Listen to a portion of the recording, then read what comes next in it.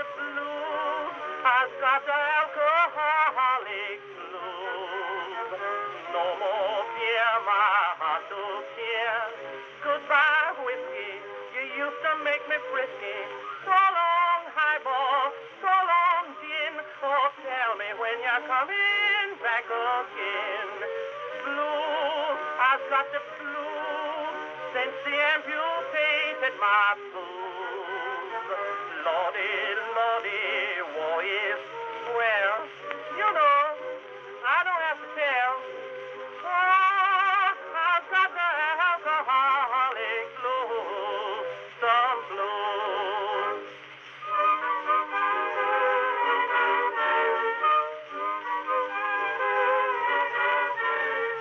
Prohibition, that's the name. Prohibition drives me insane. I'm so thirsty, soon I'll die. I simply grind, evaporate, I scarce that dry. I wouldn't mind to live forever in a train if my thirst had only let me quench, and not with Bevo or ginger ale. I want real stuff by the pail.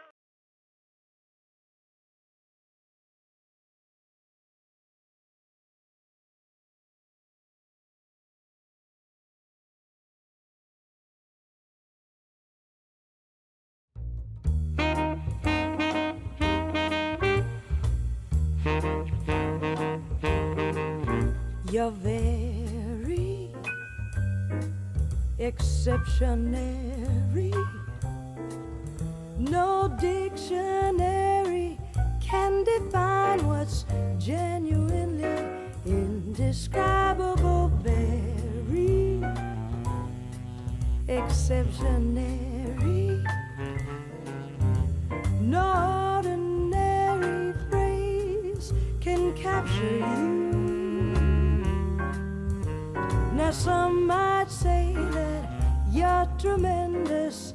You are so much more stupendous, so magnificent, so magnanimous.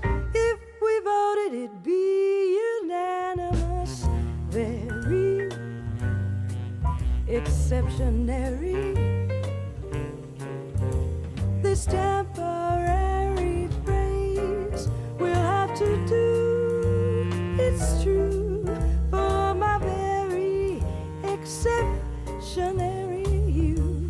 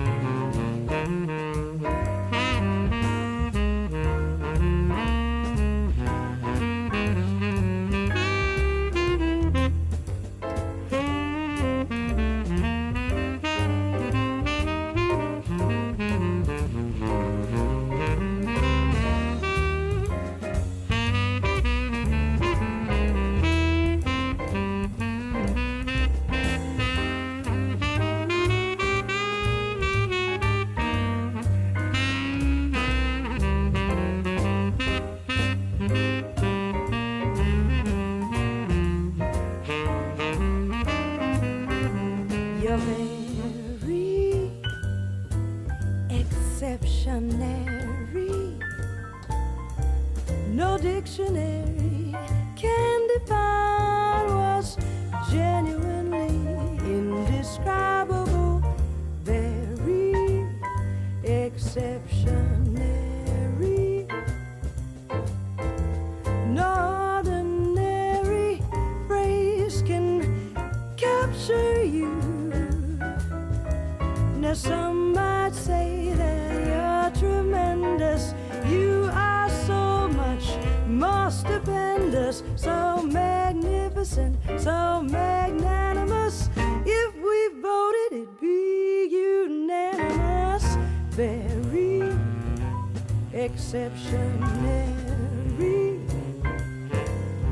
This temporary phrase will have to do, it's true, for my very exceptionary.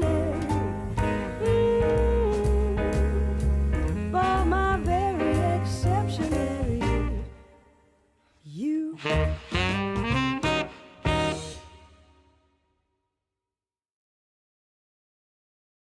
I've been having these thoughts, and we're just waiting in line to wake up.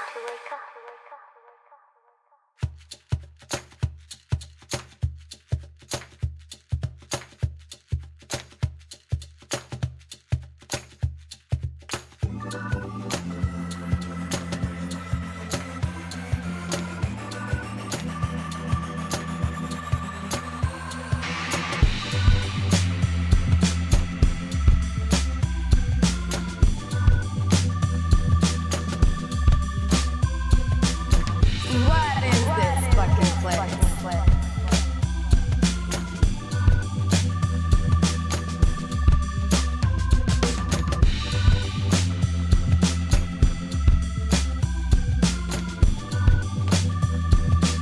Are we dreaming?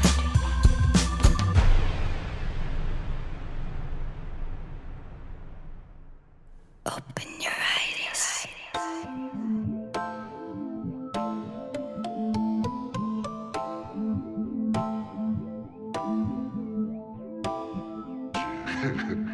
Everything that you hoped for, what you dreamed about being a part of, is a fabrication.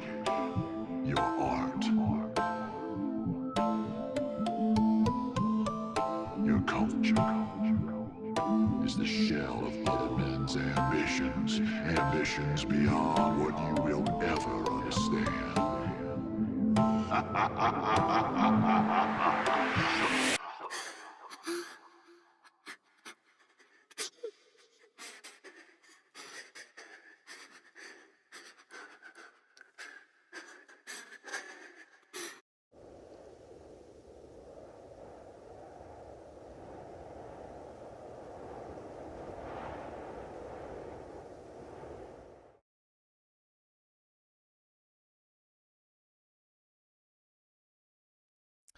Good evening, everybody, and welcome to another episode of Go Back to Sleep.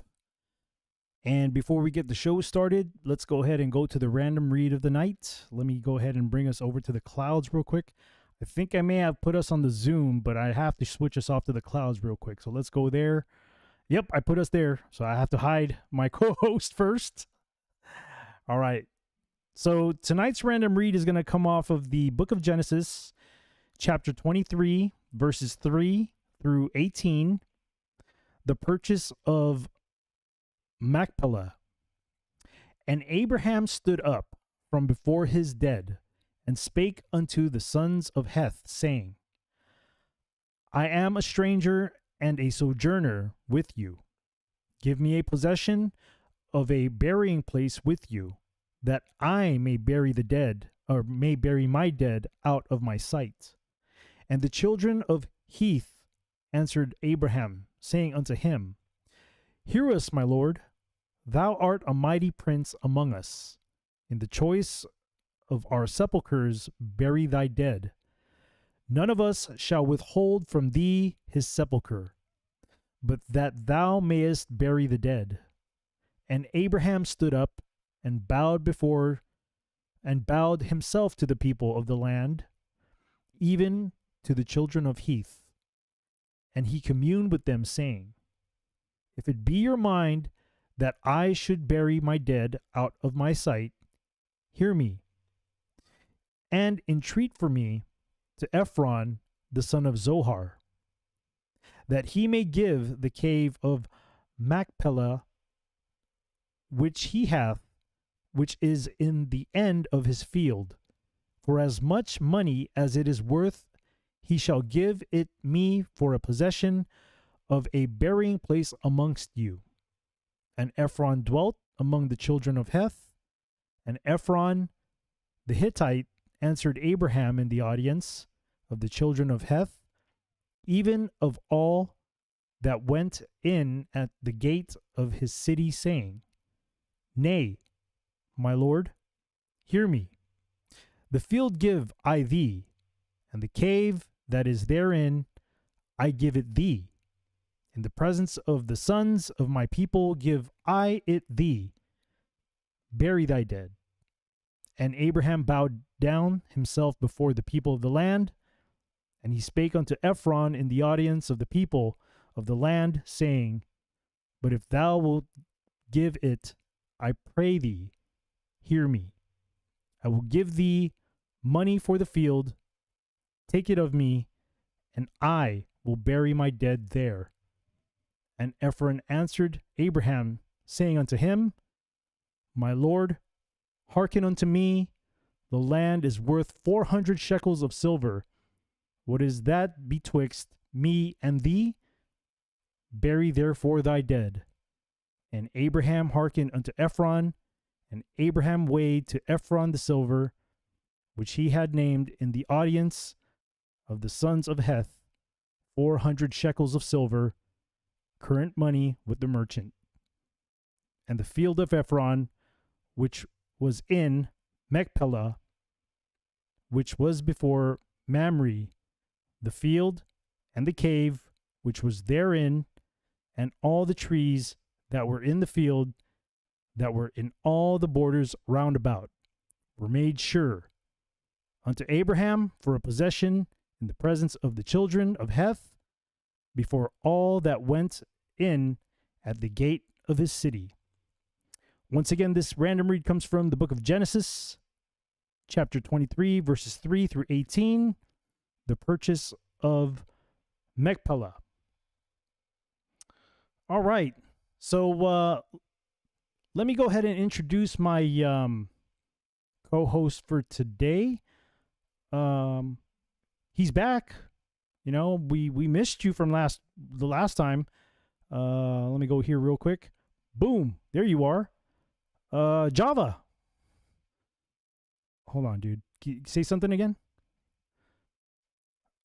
Oh, no. Your audio's not on. Give me a minute, man. Give me a minute.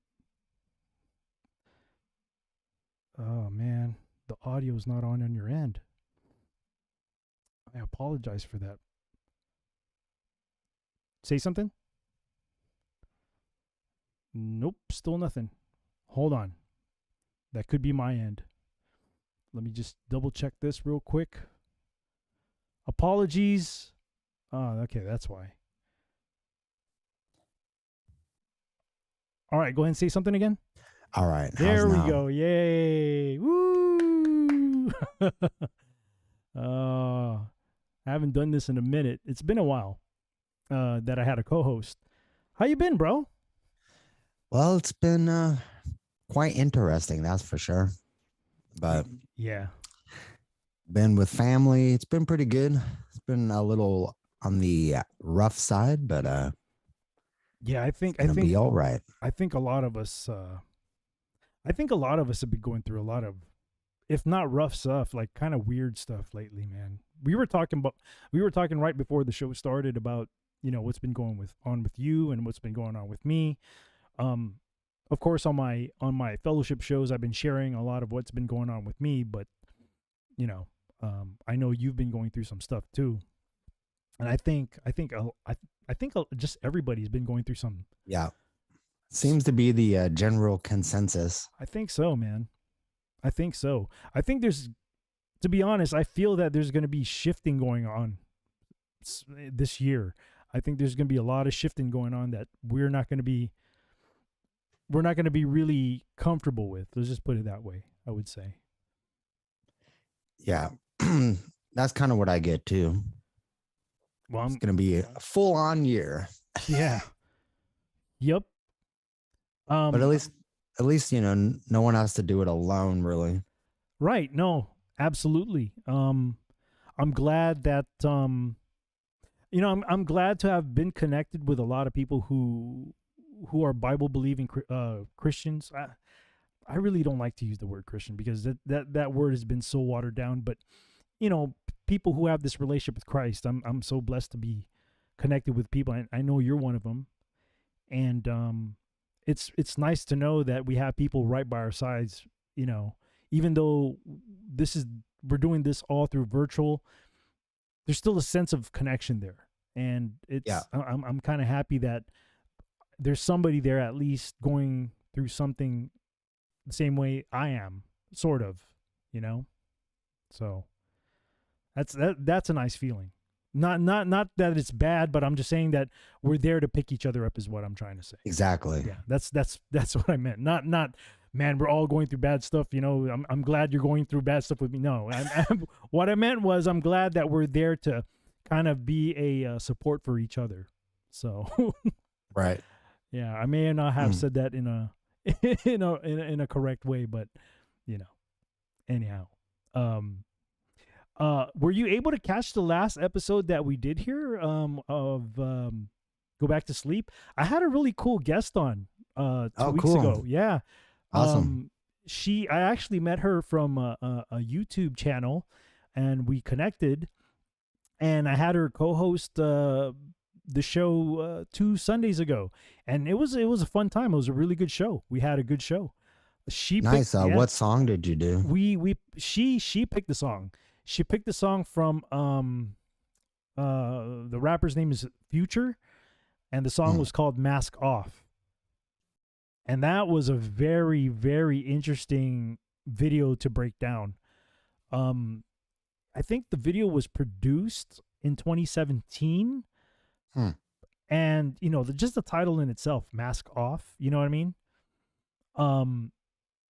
It was almost like a predictive programming kind of thing. And, you know, with all the riots that happened in 2020 as well. So it was a very interesting video that she picked, and I was like, wow. And we started getting really deep into it, because from time to time in the music video they would show like this this building that's a checking you know, you where you cash your checks. And now we're about to come into this financial this whole financial breakdown coming up. So it was just an interesting video. There was a lot in that video. So, yeah, if you ever get a chance, you might want to see the replay. I mean, only if you want to. You don't have to. But yeah, I'll check it out. I kind of was totally offline for 2 weeks. Oh, okay. So I missed everything. You're on you were on a reset then. That's good. It's good to be on reset from time to time. Yeah, I'm gonna end up doing it again for another week as I move and everything. Wow. Shifting, man. Shifting. A lot of things are shifting. A lot of things. So before we go any further, I wanted to give a shout out to Subpack Vet out on the Foxhole side of things. Thank you for being here. Thank you for always being a supporter on the Foxhole end, man. Don't get much people coming through, but I'm glad that you're like one of the consistent people that do come through when you get a chance to come through. Got some action here on the YouTube part of things too. Naomi, good evening. Thank you for being here. And the Lord's Channel, good evening to you. Thank you for being here. Let me see what I got on the other platforms. Just double checking. Nobody else. All good. Well, we do have an interesting show tonight. There is a reason why there are certain gifts that I put on the preview to the shows.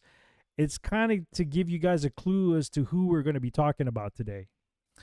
And I did, you know, I got to say that I didn't know much about this artist, and I did some digging the last couple days because I have been busy.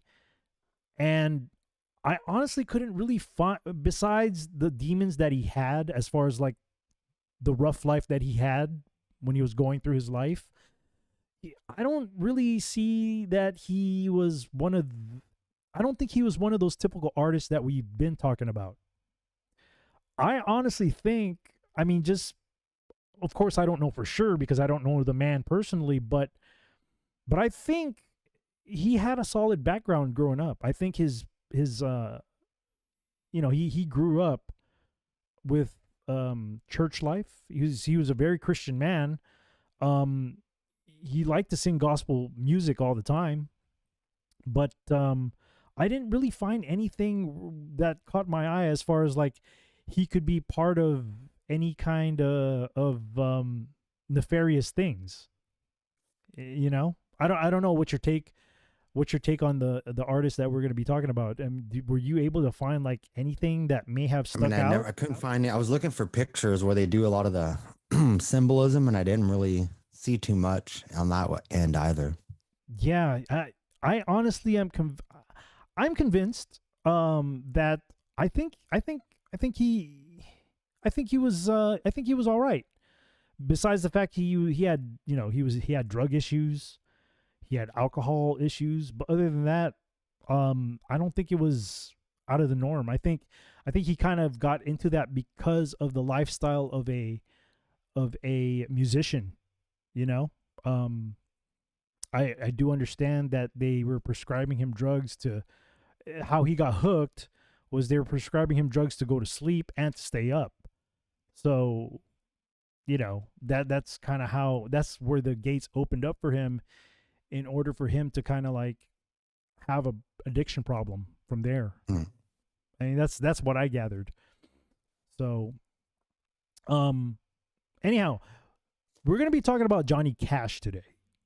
Johnny Cash. And, like I said, man, I was doing all sorts of stuff. I was watching bios on him. I was trying to get articles about the guy, like, you know, as far as like being esoteric with the videos and stuff. But the video itself that we're going to be breaking down today, that video right there kind of raised antennas with me. So I didn't know how to interpret it, you know. He doesn't seem to be part of these people, but at the same time in the video, you got all these people who are all into it. So I don't know. We'll see. I know. It makes one wonder. It does, but I think when we do this digging today, we may be able to get some answers. We may be, you know, we'll see. We'll see how it goes. It's an interesting story, though. I mean, his story is so interesting, man.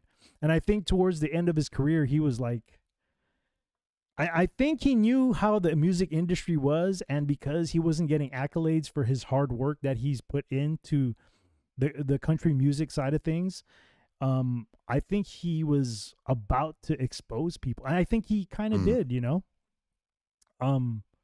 But like I said, let's do this digging and let's see where it brings us. Do you think they removed him? I don't think so.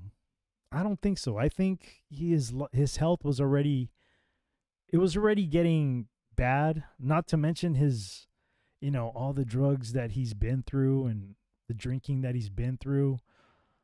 Not to mention the life that he had was not an easy, I mean, he didn't have an easy childhood either, from my understanding.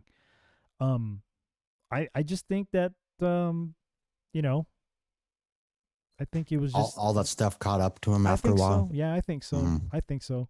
I mean, you know, of course, with the shows that we do here, we're exposing all of these artists and their songs and the music videos, but I don't know, for some odd reason, I don't get that feeling with Johnny Cash. I do believe he's been through rough stuff. I mean, just like everybody else, he's had demons. He's had difficulties with life that whatever life threw him, yes, but as far as like being in the occult, I don't know. It doesn't seem that way. It doesn't seem in his character. Even the songs that he sings, or even how he presents himself, he doesn't seem that way. He seems like a really genuine guy. You know what I mean? Yeah, I mean, he was probably affected by people in in that industry without necessarily being roped into that side of things. Yeah. Well, like I said, it was sad towards the end of his career because he wasn't getting the respect that he was due, or he helped build country music and they weren't giving him anything. And to give him an award after he died, that's like a slap in the face, man. You know what I mean? That's like, you know, it just goes to show how the industry is for people, man. You're either with them or you're not with them. That's pretty much how it goes. Yep, exactly. All right, so let's go ahead and let's do our typical 2 paragraphs on, 2 paragraphs off. We'll go here with the, you know what? Let me share this with you before I forget, because I'm going to forget. I'm going to forget sharing this like I always do. And let me share this with everybody else out there on. Here we go. All right. So this is the go-to site that I go when it comes to breaking down like the bios of these artists. This is from allmusic.com. This article is by Stephen Thomas. Was that Erlewine? So it reads here, Johnny Cash was one of the most imposing and influential figures in post-World War II country music. With his deep, resonant baritone and spare, percussive guitar, he had a basic, distinctive sound. Cash didn't sound like Nashville, nor did he sound like honky-tonk or rock and roll. He created his own subgenre, falling halfway between the blunt, emotional honesty of folk, the rebelliousness of rock and roll, and the world weariness of country. Cash's career coincided with the birth of rock and roll, and his rebellious attitude and simple, direct musical attack shared a lot of similarities with rock. However, there was a deep sense of history, as he would later illustrate with his series of historical albums that kept him forever tied with country. And he was one of country music's biggest stars of the 50s and 60s, scoring well over 100 hit singles. Cash, whose birth name was J.R. Cash, was born and raised in Arkansas, moving to Diaz when he was 3. By the time he was 12 years old, he had begun writing his own songs. He was inspired by the country songs he had heard on the radio while he was in high school. He sang on the Arkansas radio station KLCN. Cash graduated from high school in 1950, moving to Detroit to work in an auto factory for a brief while. With the outbreak of the Korean War, he enlisted in the Air Force. Cash bought his first guitar and taught himself to play. He began writing songs in earnest, including Folsom Prison Blues. He left the Air Force in 1954, married a Texas woman named Vivian Liberto, and moved to Memphis, where he took a radio announcing course at a broadcasting school on the GI Bill. During the evenings, he played country music in a trio that also consisted of guitarist Luther Perkins and bassist Marshall Grant. The trio occasionally played for free on a local radio station, KWEM, and tried to secure gigs and an audition at Sun Records. Cash finally landed an audition with Sun Records and its founder, Sam Phillips, in 1955. Initially, Cash presented himself as a gospel singer, but Phillips turned him down. Phillips asked him to come back with something more commercial. Cash returned with Hey Porter, which immediately caught Phillips's ear. Soon, Cash released Cry, Cry, Cry, Hey Porter as his debut single for Sun. On it, Phillip billed Cash as Johnny, which upset the singer because he felt it sounded too young. The record producer also dubbed Perkins and Grant the Tennessee Two. Cry, Cry, Cry became a success upon its release in 1955, entering the country charts at number 14 and leading to a spot on the Louisiana Hayride, where he stayed for nearly a year. A second single, Folsom Prison Blues, reached the country top 5 in early 1956, and its follow-up, I Walk the Line, was number 1 for 6 weeks and crossed over into the pop top 20. Wow. Cash had an equally successful year in 1957, scoring several country hits, including the top 15, Give My Love to Rose. He also made his Grand Ole Opry debut this year, appearing all in black, where the other performers were decked out in flamboyant rhinestone-studded outfits. Eventually, he earned the nickname the Man in Black. Cash became the first Sun artist to release a long playing album in November of '57, when Cash, with his hot and blue guitar, hit the stores. His success continued to roll through 1958 as he earned his biggest hit, The Ballad of a Teenage Queen, number 1 for 10 weeks, as well as another number 1 single, Guess Things Happen That Way. For most of 1958, Cash attempted to record a gospel album, but Sun refused to allow him to record one. The label was also unwilling to increase Cash's record royalties. Both of these were deciding factors in the vocalist's decision to sign with Columbia Records in 1958. By the end of the year, he had released his first single for the label, All Over Again, which became another top 5 success.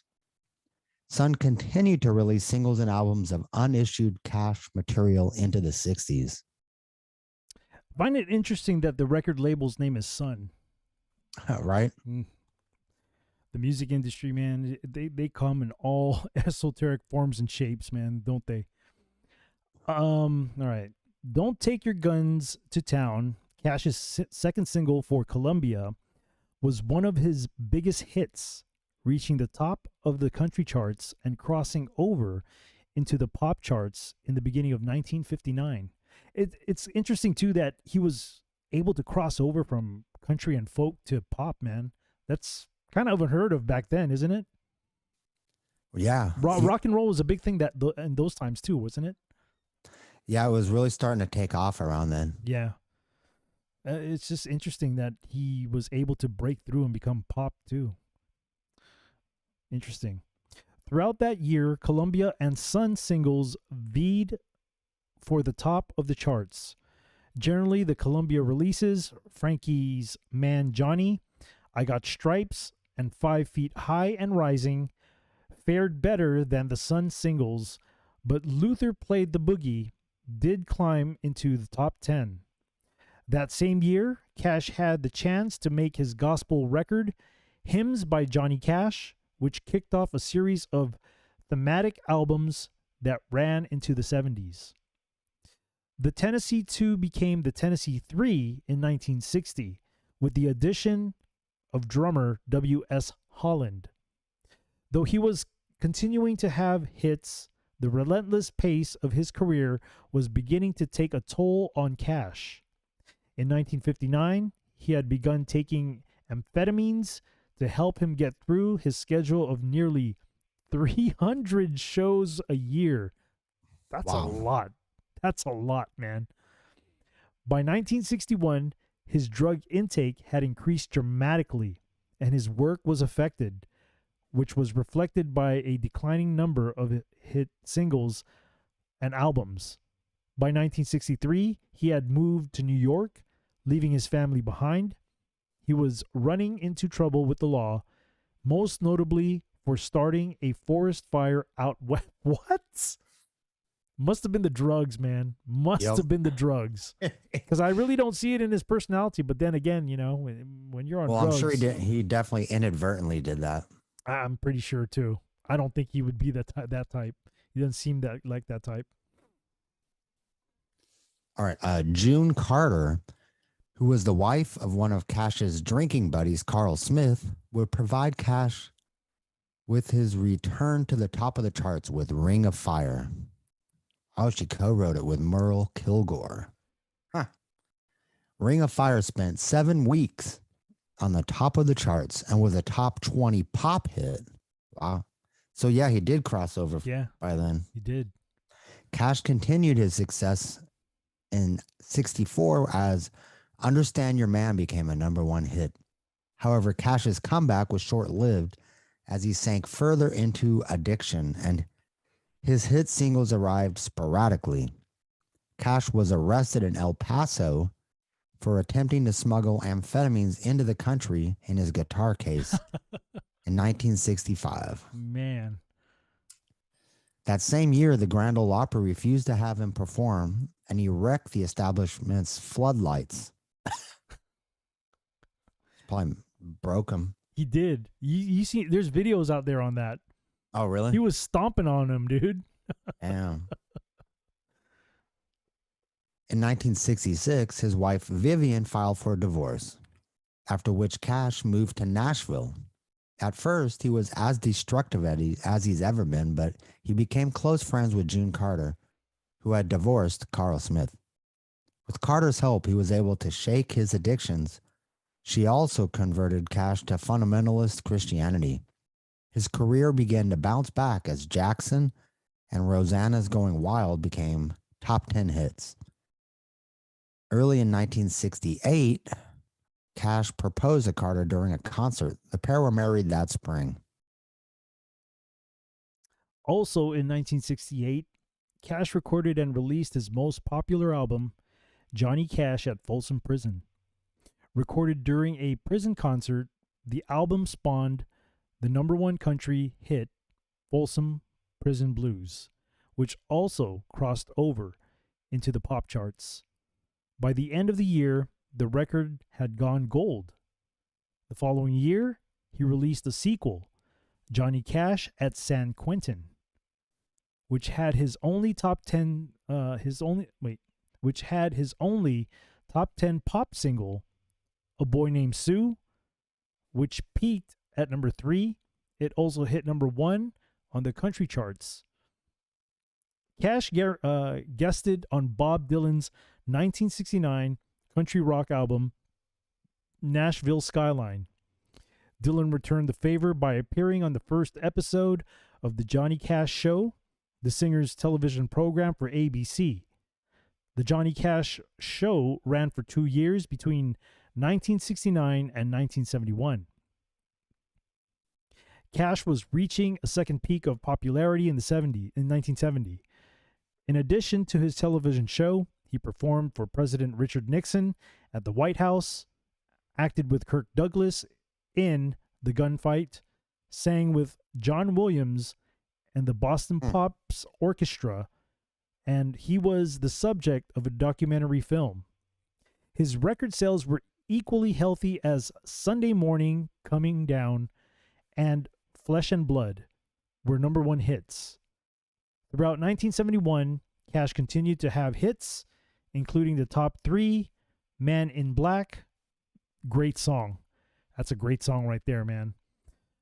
Both Cash and Carter became more socially active in the early 70s, campaigning for the civil rights of Native Americans and prisoners, as well as frequently working with Billy Graham. Oh, the evangelist. Yeah, I'm pretty sure he started off doing the right things, but I have qualms about him, man. Yeah.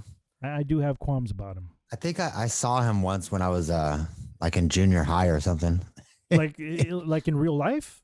Yeah. Oh, yeah. wow. In LA at the stadium, like the Dodger Stadium or something. He filled the whole thing up. Wow.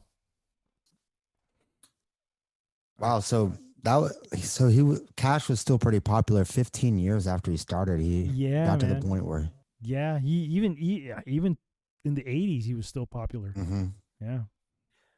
In the mid-70s, Cash's presence on the country charts began to decline, but he continued to have a series of minor hits and the occasional chart topper, like 1976, One Piece at a Time, or top 10 hits like Waylon Jennings' duet, There Ain't No Good Chain Gang, and Ghost Riders in the Sky. That's a good song, too. Yeah. Man in Black, Cash's autobiography, was published in 1975. In 1980, he became the youngest inductee into the Country Music Hall of Fame. However, the 80s were a rough time for him as his record sales continued to decline and he ran into trouble with Columbia. Cash, Carl Perkins, and Jerry Lee Lewis teamed up to record The Survivors in '82, which was a mild success. The Highwaymen, a band featuring Cash, Waylon Jennings, Willie Nelson, and Chris Christopherson, released their first album in 1985, which was also moderately successful. The following year, Cash and Columbia Records ended their relationship and he signed with Mercury Nashville. The new label didn't prove to be a success as the company and the singer fought over stylistic direction.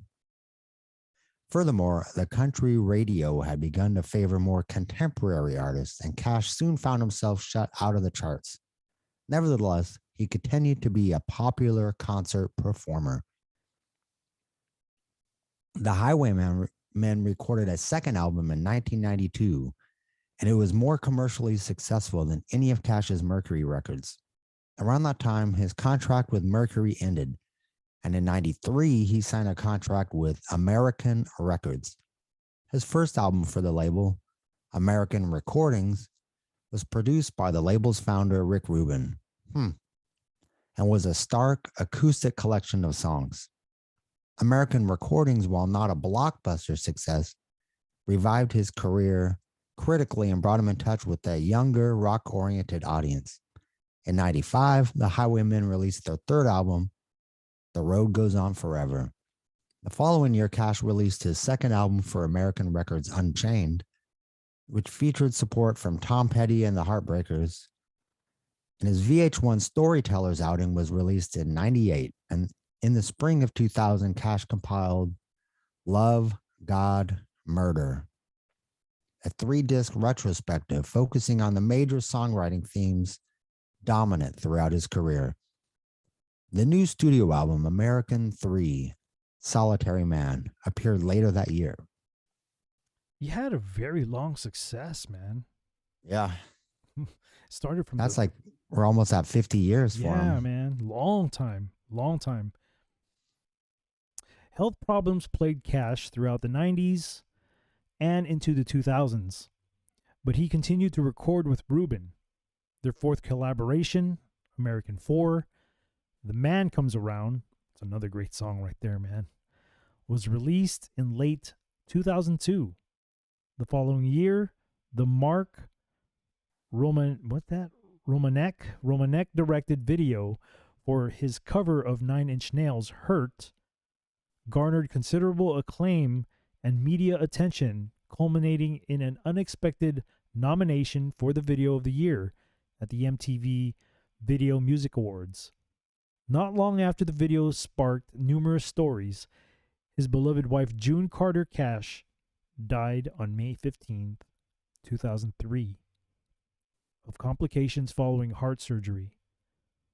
4 months later, Johnny died of complications from diabetes in Nashville, Tennessee. He was 71. 5 months later, the compilation Legend of Johnny Cash became a top 10 hit. In 2006, Lost Highway released the next to last installment of Cash's legendary American Recordings. American 5, 100 Highways, from the late singer's last sessions with collaborator Rick Rubin. The final installment from those sessions appeared as American 6, Ain't No Grave, in early 2010, and is reported to be the last of the American Recordings releases. Why'd they stop at 6? That's another thing too. Stopped at 6. Sony Legacy started a vigorous bootleg series of rare, unreleased, or hard-to-find Cash tracks in 2011 with the 2-disc bootleg, Volume 1, Personal File, and continued into 2012 with 3 further 2-disc sets of rare material. In 2014, Out Among the Stars, a collection of unreleased material recorded in the early 80s, produced by Billy Sherrill and finished under the direction of John Carter Cash in 2013, appeared in the spring. Cash's Mercury albums received a complete reissue in the summer of 2020 in the form of a hefty box set. We were just talking about that like a few weeks ago, or like a month ago, which had an accompanying sampler called Easy Rider, the best of Mercury years. Later that year, a handful of original Cash recordings was overdubbed with an orchestra on the easy listening album Johnny Cash and the Royal Philharmonic Orchestra. That's the article right there. Whenever they put in that easy listening term, that always means it turns into elevator music. Yeah, you ain't lying, man. They did that with they did a Royal Philharmonics also with the Carpenters. I remember that. I have that album because I even laugh as you may, but I like the Carpenters, man. They're pretty. Karen Carpenter's voice, in my opinion, is probably the best female voice there is out there, man. That's just my opinion. My mom loves them. Yeah, Karen Carpenter's voice is, to me, I mean, if we're talking about female artists, I think she has the best voice that I've ever heard. That's just my opinion.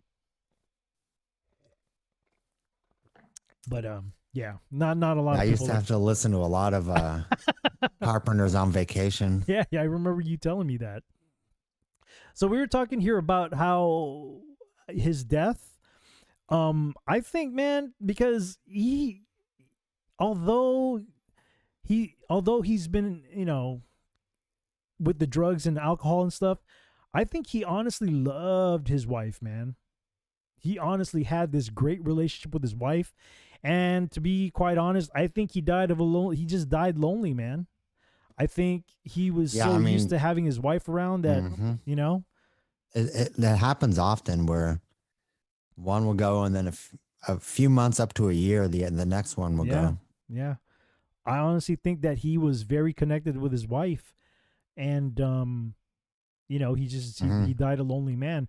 When I was watching a documentary on him, and I think Rick Rubin was saying that when his wife died, he was always in the studio. He was always like working. I guess he needed to stay busy so he didn't have to think about it and be all depressed. But obviously he had a really great connection with his wife, and it took a toll on him, that's just how I see it. I mean, that's a lot of recording. He wasn't really collaborating with Rubin that long, and for them to come out with 6 albums. Yeah. Why 6? 6 volumes, because some of them might have been more than one disc. I'm pretty sure there's a lot of unreleased stuff that they don't have out there. I'm pretty sure. But yeah, man, that's Johnny Cash right there. And like I said, I was doing digging on this guy, and I was trying to find something that was going to be like, oh, he's part of this music industry that creates problems for, that tries to lure people into the lyrics and all this stuff. But a lot of the songs that because he writes his own music, a lot of the songs that he's pushed out there has his personal story to it. Like it's his experiences. So it was rough for me to try to find something about this guy being part of the whole music industry to do what the music industry is supposed to be doing to people, which is to lure them into evil. And I just couldn't find it. I just found a guy who honestly loves playing music, and he shares his experiences with everybody, and he made really good music. Like I didn't think I'd like him, but man, I like him a lot. I like him a lot. All right, let me see what's here now. What's next up here?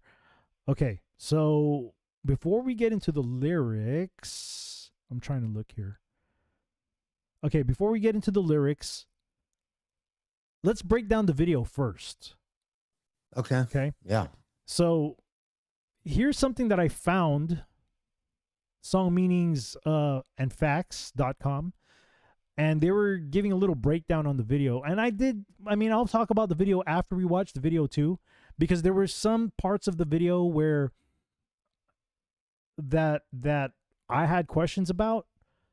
For one, the people that were in that video. We know that these people have a big, huge influence in the whole agenda of what the music industry is in that music video. You're gonna see everybody in that music video who's involved in that kind of stuff. I mean, that's the part that makes me wonder about stuff. I mean, even just looking right here next to Johnny Cash's name is Marilyn Manson. Well, because he remade Marilyn Manson remade this song. He has a music video, and I watched it, and I might share that too, but I was questioning too, like, okay, this video is saying one thing, but then the people who are in this video, they're all bad. But there was a little part in the video that caught my attention real quick. But it's one of those things that you catch, and you have to pause it to find out, like, okay, why does this catch my interest? And the part that I'm talking about is, there's a part where somebody flips the Bible, and it lands on Ezekiel 33:33. And I'm thinking to myself, 33:33? What's up with the 33s? With the connection to Freemasonry and all that stuff. And I read it, but I'll share that after we do this and after we do the music video, because if I explain it now, it's not going to make sense because we're not seeing the music video. But right. Let's go ahead and see what this person has to say about the music video, and then we'll kind of put our little feelings in, our what do you call it? Our input into what we think. So it says here, God's gonna cut you down lyrics, meaning, I guess should we go with lyrics first and then go this? What do you think?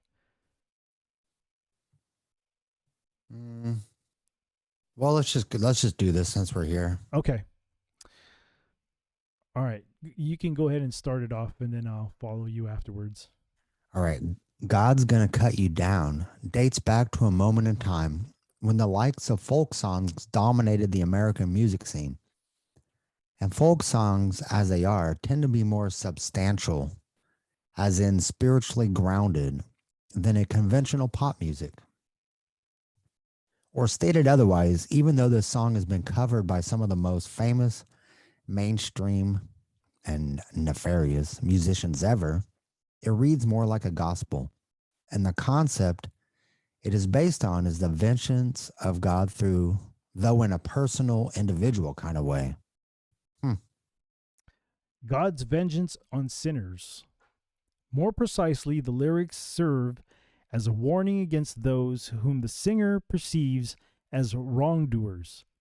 Fundamentally, what he is telling such individuals is that whereas they may be chilling now, sooner or later God will cut you down. Indeed, they can run on for a long time, evading his judgment as much as humanly possible, but inevitably they will be forced to account for their misdeeds. And amongst the unsavory characters mentioned are as follows.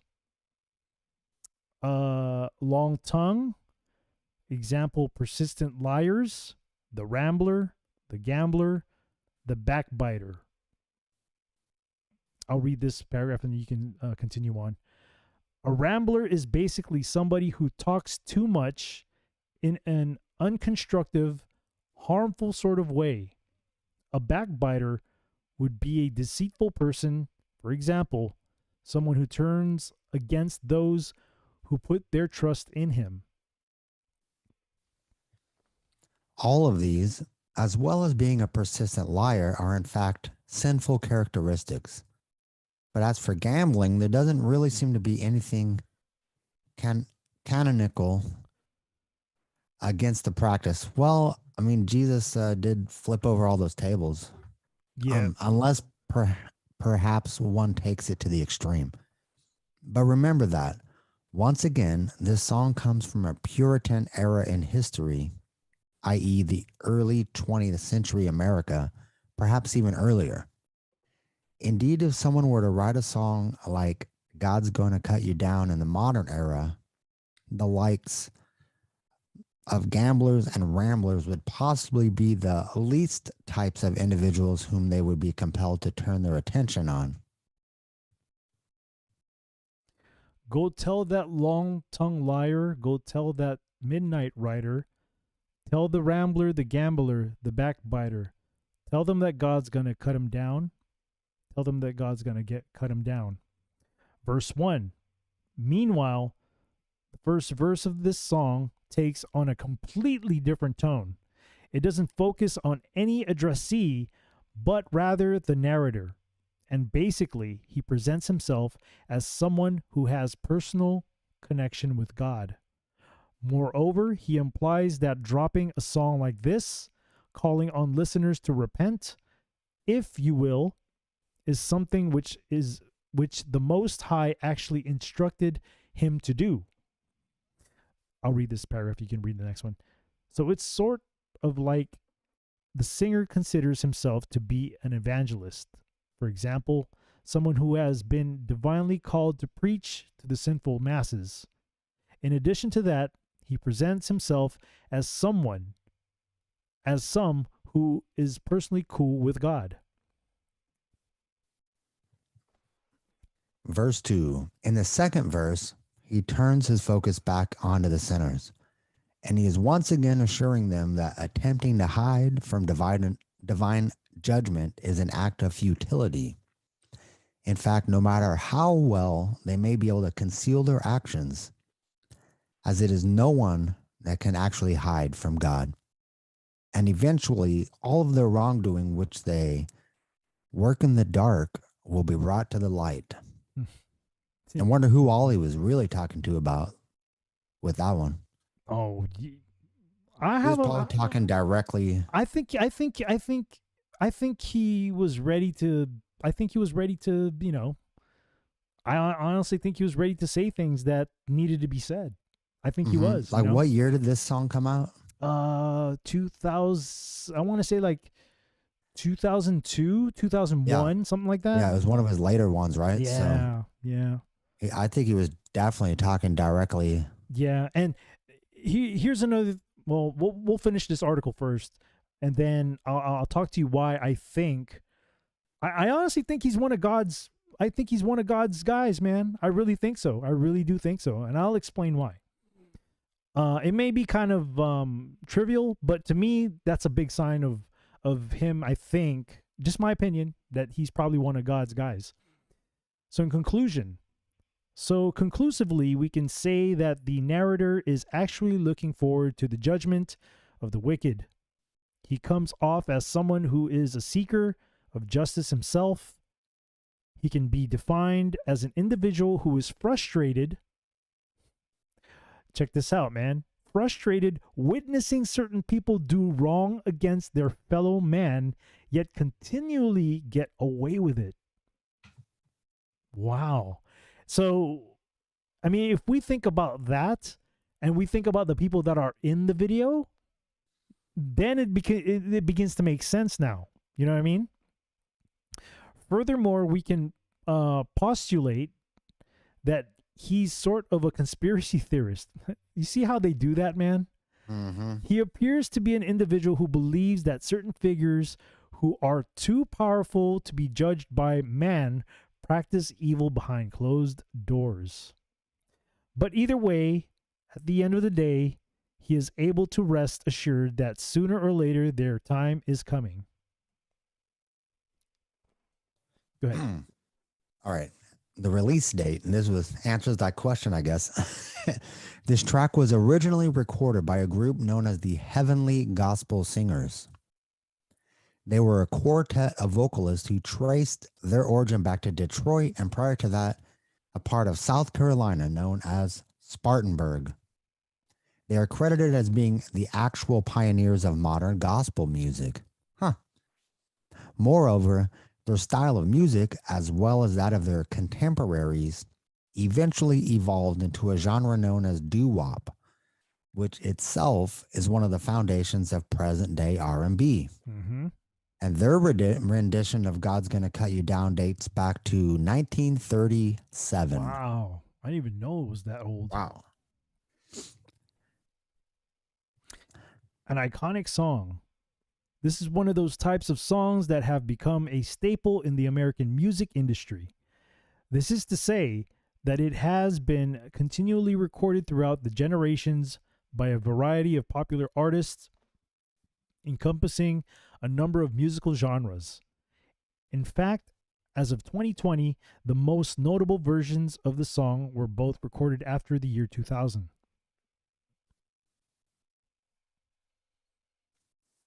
The first would be that of the late Johnny Cash, 1932 to 2003.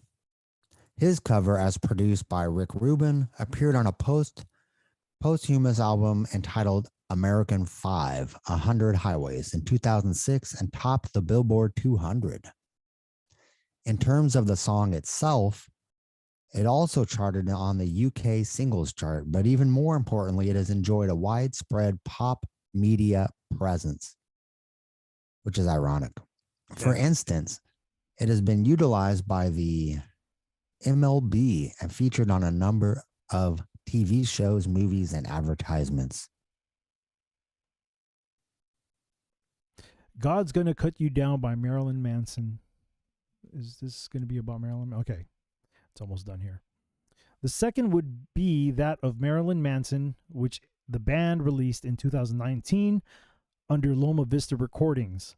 This rendition actually topped Billboard's rock digital song charts, as well as peaking at number 8 on their hot rock and alternative songs list. It was a horrible remake, you know. It really was. I mean, if we're talking about music here, it was horrible. That's just my opinion. And oddly enough, for a musical act that is known to embrace the dark side of spirituality, so to speak, both of those achievements marked the highest Marilyn Manson has peaked on either chart. That's just weird for that individual to be doing that It's song. It's a mockery, dude. Mm-hmm. It's a mockery. All right, other notable covers. In 1949, a group known as Bill Landford and the Landfordaires recorded the song under a different name, Run On for a Long Time. And that version has been covered by the likes of Elvis Presley, Moby, Wow. and Tom Jones, Oh. doing it in Vegas lounge style. And another notable musician who covered God's Gonna Cut You Down itself was Odetta, who did so in 1956. Huh. Wow, I didn't even realize that they had different versions of this song. Well, Johnny Cash made it his own, man. The way he did it, he definitely made it his own. It's a great song. It really is. All right. Let's go ahead and move on here to the lyrics. All right. So lyrics here is from genius.com. Let me go with the first chorus here, and then we'll I guess we'll switch off. 2-2, I guess. Chorus 1 says, "You can run on for a long time. Run on for a long time. Sooner or later, God'll cut you down. Go tell that long-tongued liar. Go tell that midnight rider. Tell the rambler, the gambler, the backbiter. Tell him that God's gonna cut him down." That's pretty much the chorus right there. I'll do the first verse, and then you can do the second. "Well, my goodness gracious, let me tell you the news. My head's been wet with the midnight dew." Could that be referring to like he's sweating or something? Or like sleeping outside. Okay. I've been down on bended knee, talking to the man from Galilee, which is Jesus Christ, obviously. He spoke to me in the voice so sweet. I thought I heard angels, or I thought I heard the shuffle of angels' feet. He called my name, and my heart stood still when he said, 'John, go do my will.'" and goes to the chorus. All right. Second verse is yours, my friend. Well, you may throw your rock and hide your hand. That's a big one right there, man. You don't think so? I mean, Yeah, I do. that's Freemasonry right there. The hidden hand, dude. Mm-hmm.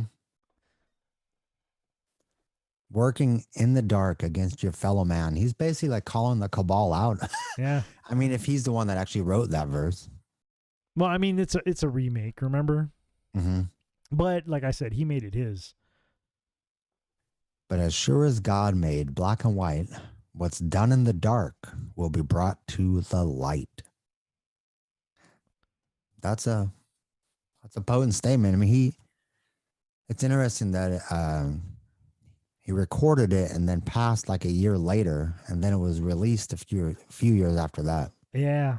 Well, I think he knew he was about to go.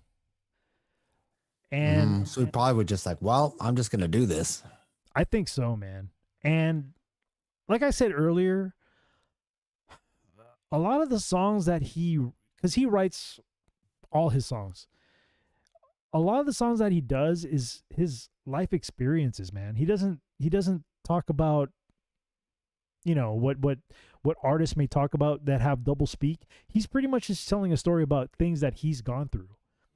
And I find that very fascinating with he shares his life experience through music, and he's good at doing it too. But yeah, with this particular song, man, when before reading the lyrics or before even listening to the lyrics, when I was watching the music video, I was very confused. I was like, okay, he's talking about God, like cutting these type of people down, but why are these people in this music video? Right.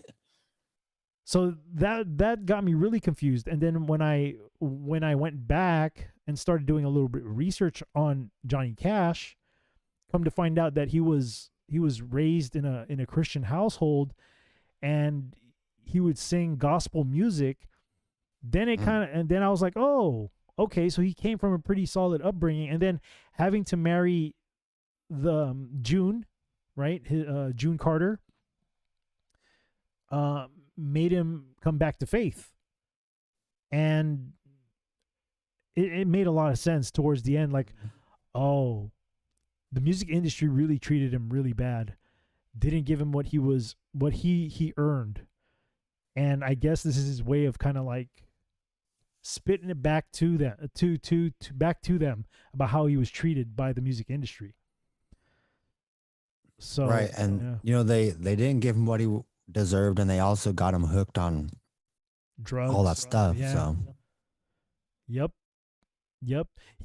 I remember he was saying in an interview that the way he started was like we were reading 300 shows in 1 year, man. So I guess they would drive, and he would take these amphetamines, and the doctors will actually give it to him. So he was, here he is, he's thinking, oh, it's from a doctor. It's fine because the doctor gave it to me. Because that's how it was back then. And even till now, people still trust doctors when actually I think you should question them, But you know how the old school mentality is. You're looked upon as a high trusted figure if you're a doctor, if you're a lawyer, or any professional kind of person, right? That's how the old school people think. So here he is getting these prescription drugs, thinking that it's okay, and then it ruins him. It ruins him. Yeah. Big time. But I'm glad that he was able to kind of come out of that, find his relationship with God again, and just continue on and to do what he does, which is I'm glad he found the right person that was the support he needed for that type of thing, and also like filled him up enough that he didn't seek comfort from other stuff, from drugs or. I mean, he kind of did for a while, but I think he hit a point where he realized that he had a lot more to lose if he kept doing it. Because he was married to June Carter for a long time. He was married to her for a very long time. And it just goes to show also, like, she passed away first. A few months later, he passes away. It just, he loves her, man. He loves her a lot. Yeah.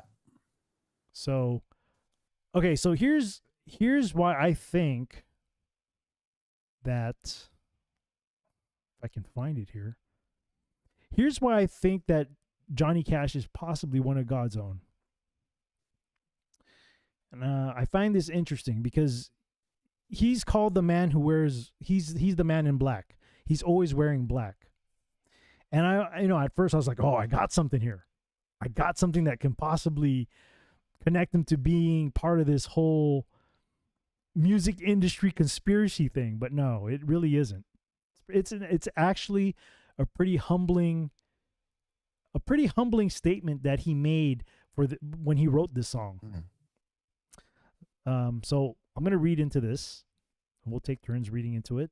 So this one comes from faroutmagazine.co.uk. Article is by Jack Watley, published back in March 14th of 2020.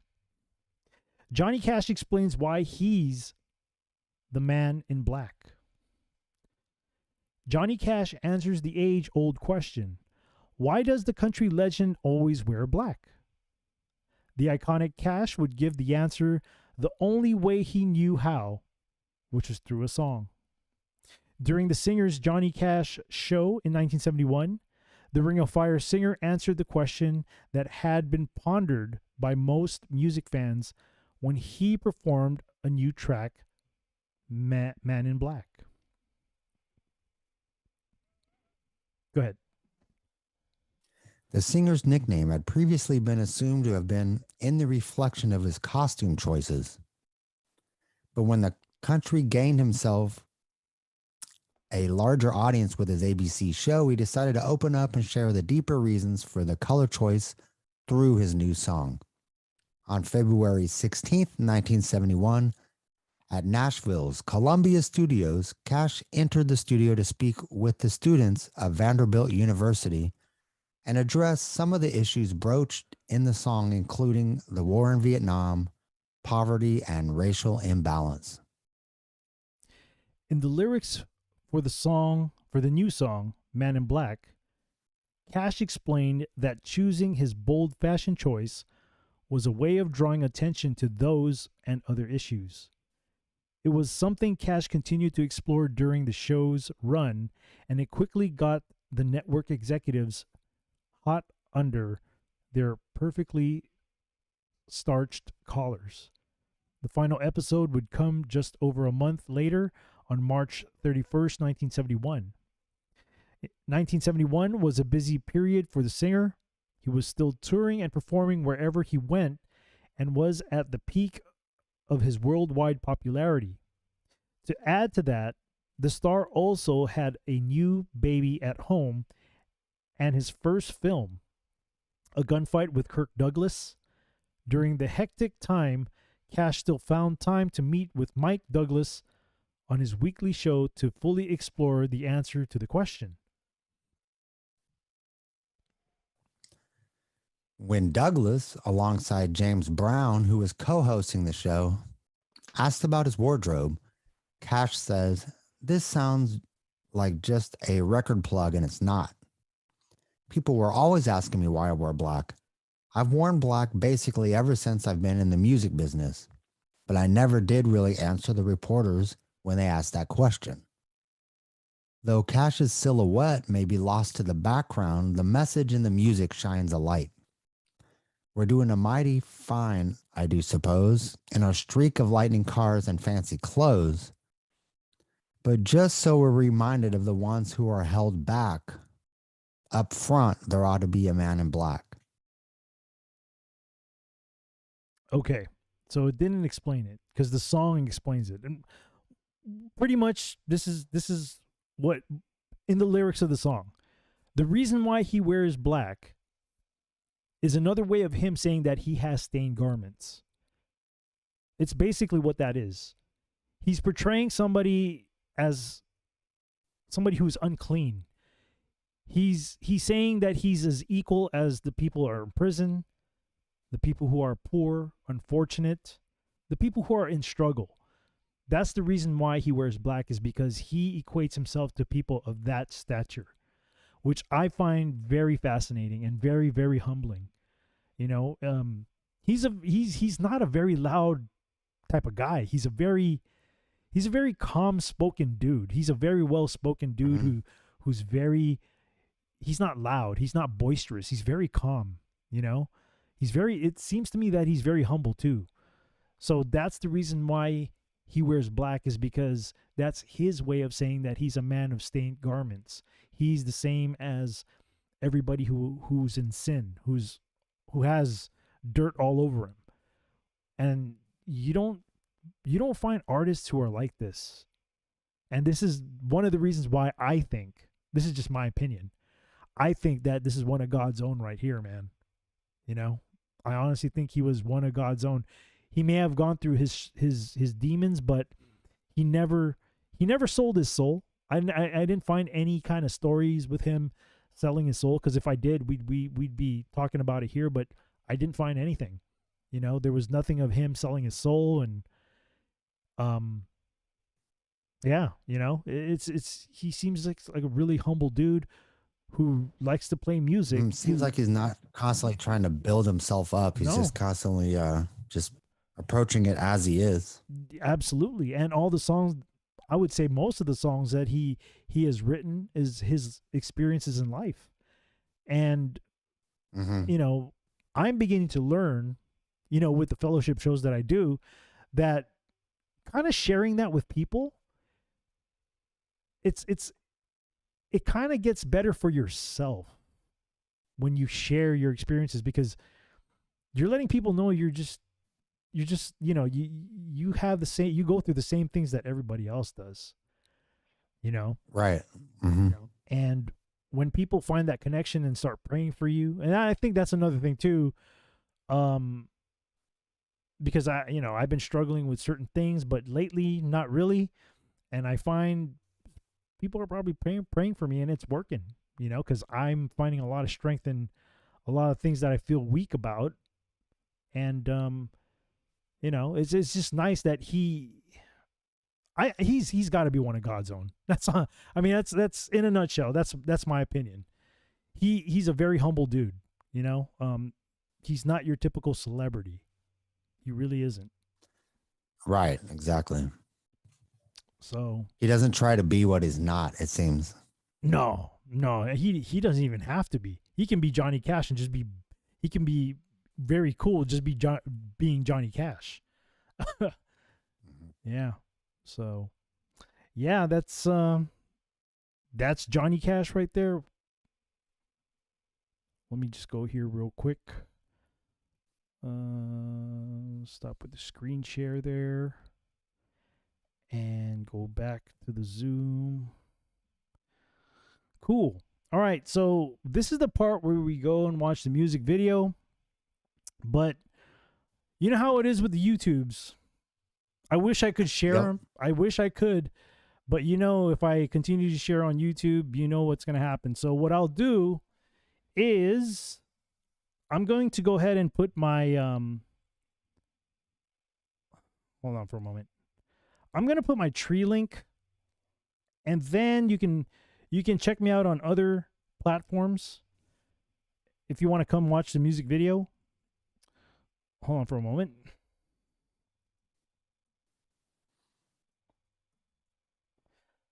So I dropped my tree link up on the YouTube side of things, in case you want to come over and watch the music video and see what we got to talk, when we give our commentary about stuff. You're more than welcome to come over to either Twitch or the foxhole.app or pill.net. Come by. Before I let you guys go on the YouTube side, I want to say hello to Naomi, Lord's Channel, God's Watching This Flat Earth, Nana P, Teresa, JM, Levi, and Takirika. thank you guys for hanging out over there on the YouTube end of things. Is there anything you want to plug before I let them go on the YouTubes? If you'd like to check out my podcast, you can look under 4 minutes and 20 seconds. It's on most streaming services. It's a bit of comedy to have a break during the day. Little brief. They're like 5 minutes or less. Let me see if I can. That's about it. I mean, if you want to check out my streams, you'd come over to pill.net or the Foxhole. And I got a channel going on there. Thank you, all my friends over there on YouTube. Have a great evening. Come on over to these other platforms if you'd like to see the video. Oh, hey, see, people are saying, "Hey, I just got here." I'm like, "Well, you guys can go over to Twitch. You don't need to make an account. You can even go to the Foxhole or Pilled. You don't need an account. Just click on all my links are over there on the link tree. Just come over and you can watch the videos. It also helps the algorithm and the other platforms that I'm at. So, I really want to share the video, but you know what happens, peeps? They'll zap me, and that'll be the end of my channel on YouTube. I already got a warning there, and I can't do it. I can't. I wish I could, but I can't. Yeah. So, So yeah, for you peeps over there on the YouTube end of things, let me see if I got anybody on Facebook and Twitter too, before I go. Doesn't look like I have anybody on Facebook. You know what? I'll leave Twitter on too. Twitter hasn't gotten me the last time, so I can probably leave Twitter there too. You can visit Twitter. So the only platforms that I'm going to kill right now is Facebook and YouTube. So if you're more than welcome to come to my Facebook, or not Facebook, you're more than welcome to come to my Twitch, my Pilled or Foxhole, or the Twitter page. And then you'll be able to watch it over there. It'll help with the algos too. So, yeah. I'm going to try to be on again at 10 p.m. Central Time for Fellowship. I can't promise anything. I got something going on tomorrow. It's for a friend of mine whose wife passed away, so I'm in the works with something. So I'm going to try to make it tomorrow night. It's going to be difficult, no promises. It's going to be tentative. If I do, then I'll put an announcement out in the YouTube postings or on my social media. If not, then I guess I'll see you guys on Wednesday. And hopefully I have a guest on Wednesday coming in. I've been trying to work on this for my pastor to get back on to share with the fellowship on Wednesday. So that's that for the fellowship part of the show. So once again, guys on YouTube, guys on Facebook, thank you again for showing up. Hope you guys come over to the other channels that I'm on. You can watch the video, and then you can even hear how we break it down and stuff like that. So thank you so much for you guys on YouTube and Facebook, and we'll see you again. Good night. God bless.